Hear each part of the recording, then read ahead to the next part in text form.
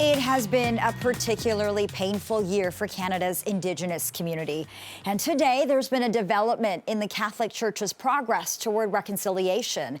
Pope Francis has now agreed to visit Canada to help ongoing efforts at reconciliation, following the recent discovery of hundreds of potential burial sites at former church-run residential schools. Well, in a brief statement, the Vatican said the Canadian Conference of Catholic Bishops has invited the Pope, quote, in the context of the long-standing pastoral process of reconciliation with Indigenous peoples. Now, joining us live tonight is the Vice President of that group, the Canadian Congress of Catholic Bishops, Bishop William McGrattan. Bishop McGrattan, thank you so much for joining us tonight.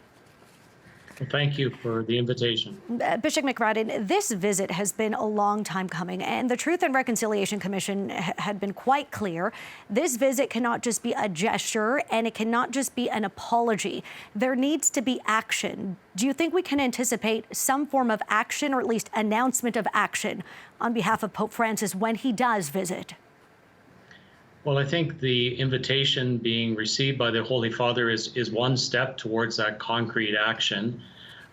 He realizes that this has been a process and a journey that the Canadian bishops have embarked upon with our Indigenous peoples.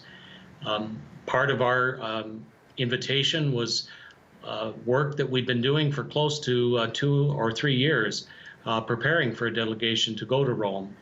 And now, with this announcement, the delegation takes on a heightened importance so that our Holy Father can hear directly from the survivors and the elders the impact of the residential school. And I think hearing that firsthand, we're confident that his desire to be close to them who are suffering will result in his visit, and then concrete steps that we as the bishops have committed to as well.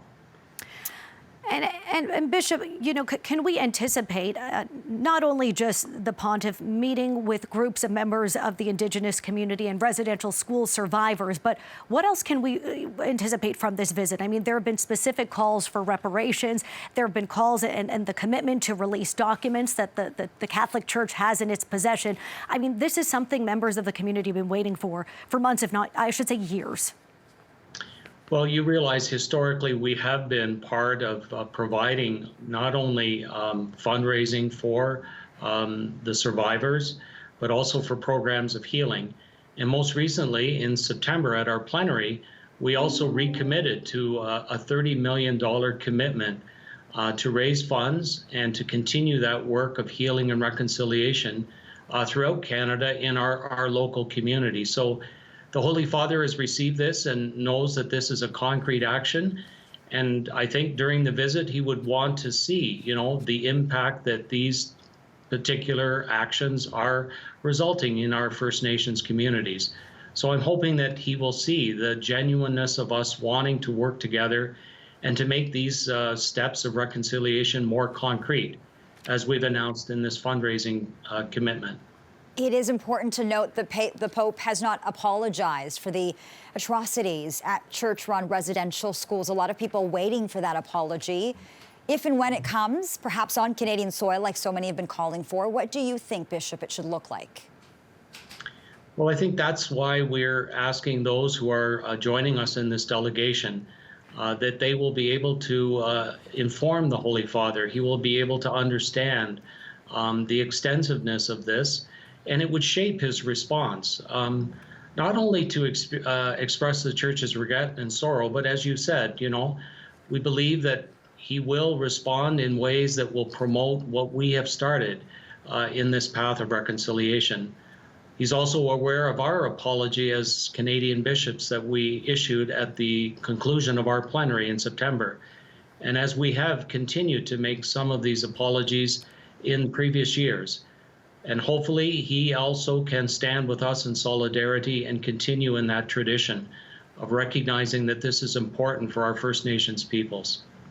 The Assembly of First Nations National Chief Roseanne Archibald reacting to this latest development on social media, saying an apology is just not good enough, that charges should be laid, and that victims of abuse should be compensated. Do you think the Catholic Church is prepared to do this? Well, I believe that in the past with the Indian residential school settlement, many of these issues of compensation of victims was also the responsibility not only of the religious communities and entities that were part of that, as well as the federal government.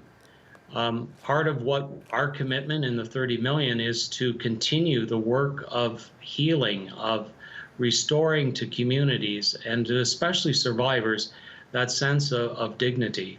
So I see this as a concrete and a tangible way of reparation, of continuing the path and the commitment of allowing those who have suffered to really experience, in a compensatory way, the healing of their souls, the healing of their lives. So it is our hope that this commitment of our financial pledges will be able to continue that work. Bishop, does that commitment of your financial pledges include things like releasing church documents related to residential schools or returning Indigenous land? Because as much as the healing aspect is important, there are very specific things that the Indigenous community has called for in what has been, as you know, a very challenging and damaging relationship historically with the church. Yes, and I can say that locally here in the Diocese of Calgary and other dioceses in Western Canada, we have already reached out and begun to work with them about the records that we do have, our sacramental and parish records, and beginning a process of helping them and the communities through the discovery of some of their own cemeteries having unmarked graves, and allowing our records to be accessed in a way that will help them and to be able to be part of a memorialization. So I see this as a concrete step, and I know it's happening in several dioceses across Western Canada. So that is a sign, I believe, of how we want to make sure that that healing is demonstrated through the access to records. Now, the timing of this papal visit is yet to be determined. I know the Pope is older. He doesn't travel much anymore. When do you see this actually happening?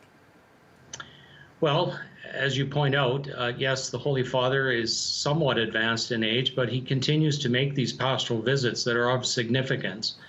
We notice that they are shorter in length in the last number of years, but that hasn't deterred him from making such a commitment.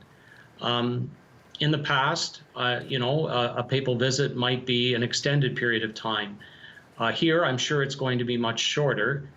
And normally, it takes somewhat 6 months, a little longer, to even begin to look at the organization and the logistics of what is needed to be put in place to receive and to make sure that such a visit is something that is both meaningful for our Indigenous peoples, but also, it doesn't, as you say, tax our Holy Father, given his age and given, as well as you point out, sometimes the tiring demands that such visits have placed on him in the past.